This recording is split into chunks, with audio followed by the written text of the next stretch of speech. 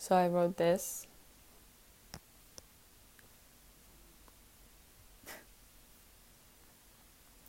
And this is kind of what I want to talk about, what I kind of want to say out loud, to be able to truly let go of it and to move on, hopefully.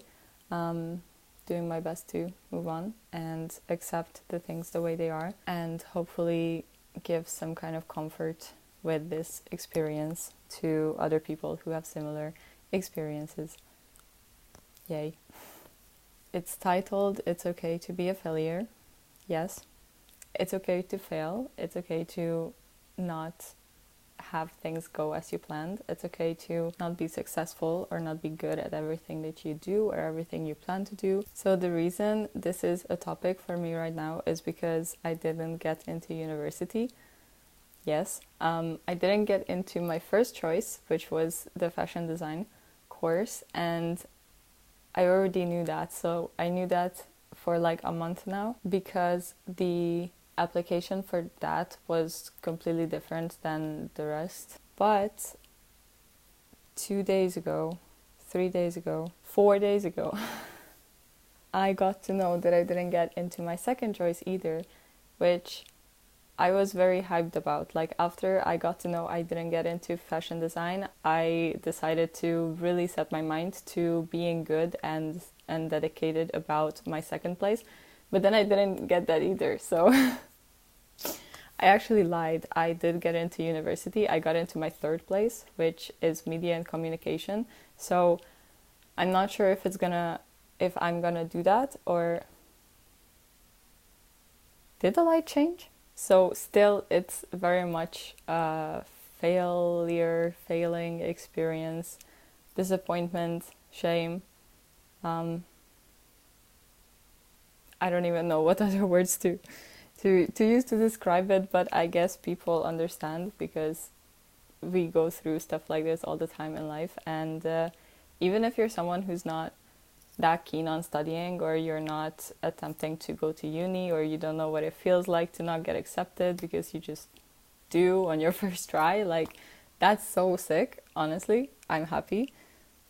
But there are other things in life where you also get to the point where stuff just surprises you and things go in a way that you would not expect, and sometimes that is in a good way and you immediately vibe with the new path that you're being guided to, but sometimes you are just completely lost and you feel like, oh my god, this was the only thing I thought I would do, and now I don't have this, so now I'm basically empty and useless, and that's not true. So it's kind of that what I'm trying to deal with right now and move through. And I had a lot of reflections on this topic to understand more what's going on inside me, to be able to move forward with it.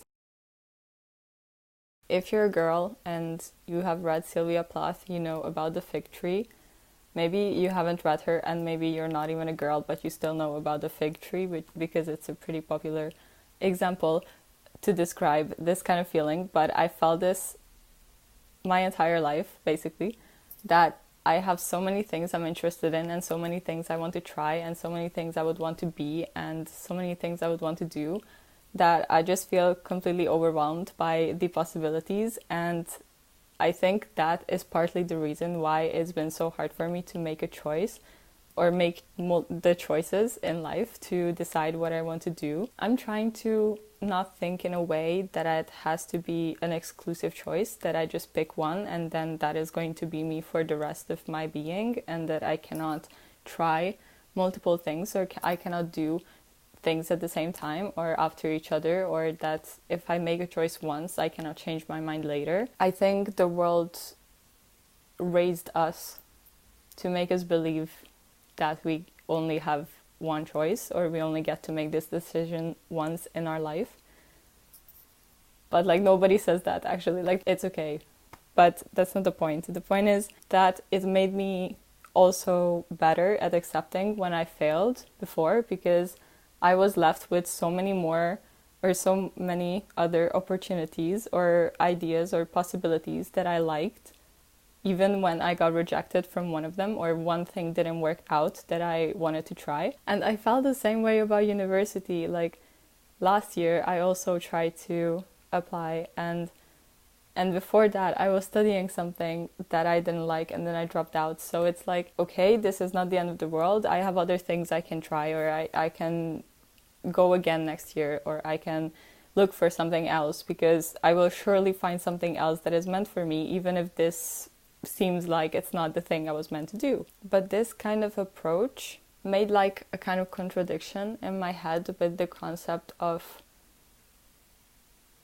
dedicating yourself to one thing. Like, I am also a very deeply feeling person, so I also feel very deeply about my hobbies, for example, or something I do, like just a project or a piece of art. Then I feel like giving up that thing, or like leaving that thing, dropping that thing and trying something new or going to something else kind of feels like I'm cheating. Like, it makes me feel in a sense that I'm abandoning something, and then I feel bad about it, and then this is not what I wanted to say.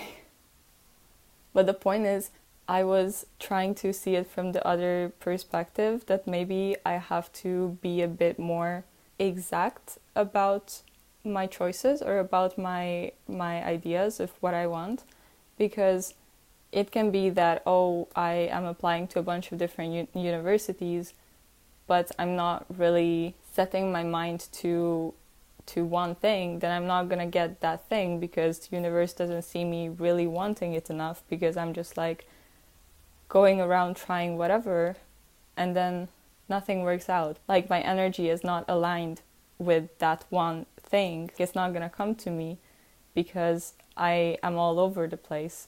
This is manifestation stuff, which I also kind of have a very contradicting approach to at the moment, and I still don't want to talk about that too much.